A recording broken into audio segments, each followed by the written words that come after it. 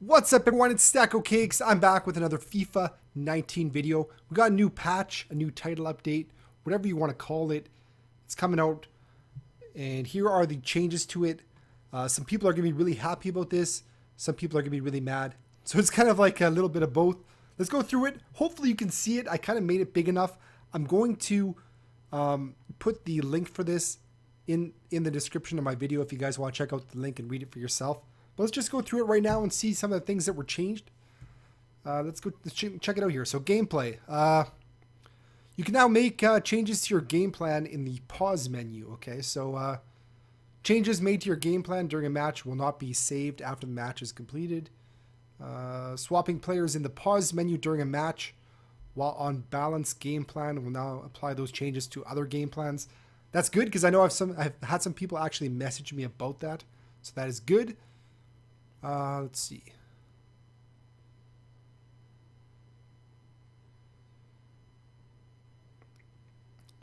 The following issues were addressed for volleys where the player fully leaves the ground during the kick, such as a bicycle kick. So basically a bicycle kick has been nerfed, which is good because it was way too overpowered. Some players were incorrectly taking these kicks without meeting the agility attribute requirement to do these kicks. Let's see. For players who have an agility attribute of 80 or higher, those are the ones that are going to be able to do this, or who have the flare trait without the player holding down the flare shot button. Okay, so I guess basically this was happening for all players before. Now they've nerfed it. You have to have an agility over 80 to get it done, and it's not going to be as accurate as well.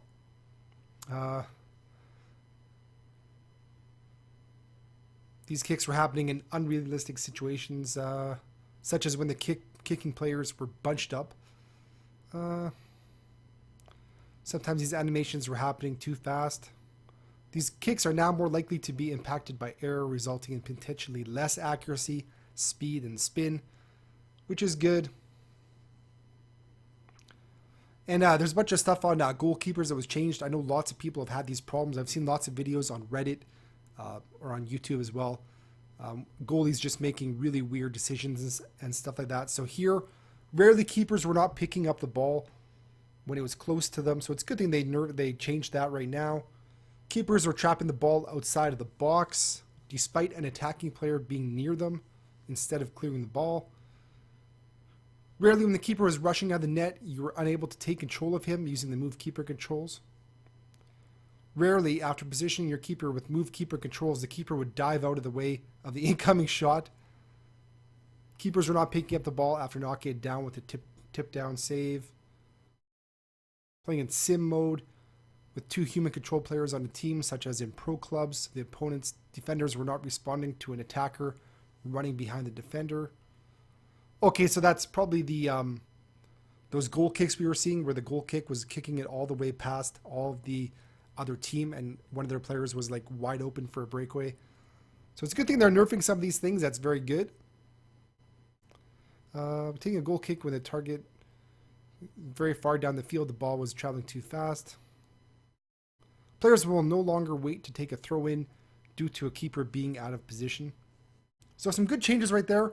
The main thing you're going to notice that is not included in the gameplay changes is defending AI. I think that's one of the biggest problems of the game.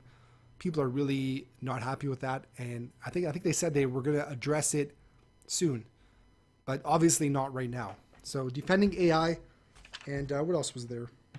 And also the long shots, the finesse long shots outside the box. No nerf to that from what I see here. I don't know if it's actually like a hidden nerf, but it does not look like it. So that must be stuff that's going to be nerfed in a later title update. Let's just go check out the changes to the Ultimate Team. Made changes to the division rivals pre-match flow in an effort to reduce the difficulty of some players finding a match. This is really good. So people were actually complaining about this all the time. Your opponent's club established date will no longer be displayed. People were having trouble getting games because they'd go into a game and the people would see that they have like a club established date in like 2000 or something like that. So they would automatically leave the game. So that's going to be hidden now, which is really good. Your opponent's Foot Club name and squad name will no longer be displayed as well. Very, very nice. Your opponent's online ID will no longer be displayed on the screen, with one exception. If you use the list members button, which we are working on to remove. Okay, so they're working on removing that in a future update. Okay, so address the following issues. The impact of a player's attributes from chemistry were not properly displayed in the pause menu of a Foot Online match. This was purely visual. It had no impact on the gameplay. Okay. Squad battle refresh timer, rarely counting down. For some players, yeah, I did not have that. Daily objective refresh timer, I didn't have that as well. They just corrected the countdown timers. Latency bars in division rivals were not properly updating based on latency due to the dedicated game server location being used for the match. So they fixed a crashing at the start of a Foot Online draft for PC only. The change of your skill rating was not being visually depicted as part of the end of the match flow in division rivals after a loss. Sometimes the player's foot coin balance would display as 0 after being outbid on an auction. So this was visual only, which is good. They fixed it. Stability issue while rapidly pressing buttons on multiple controllers while on the apply consumable screen. Okay, so online modes. Let's see. Address the following issues. Resolve some issues where the pause menu would not close and would remain on the screen after the countdown had reached 0. That sucks. Sometimes in pro clubs, your virtual pro would be playing the wrong position in a match. Career mode changes. There's some career mode. Sometimes the game would hang after checking the mail inbox immediately after the transfer window deadline day ended.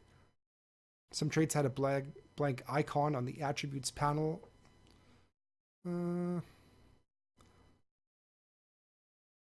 The EFL Championship trophy is now being presented in the final match of the EFL Championship.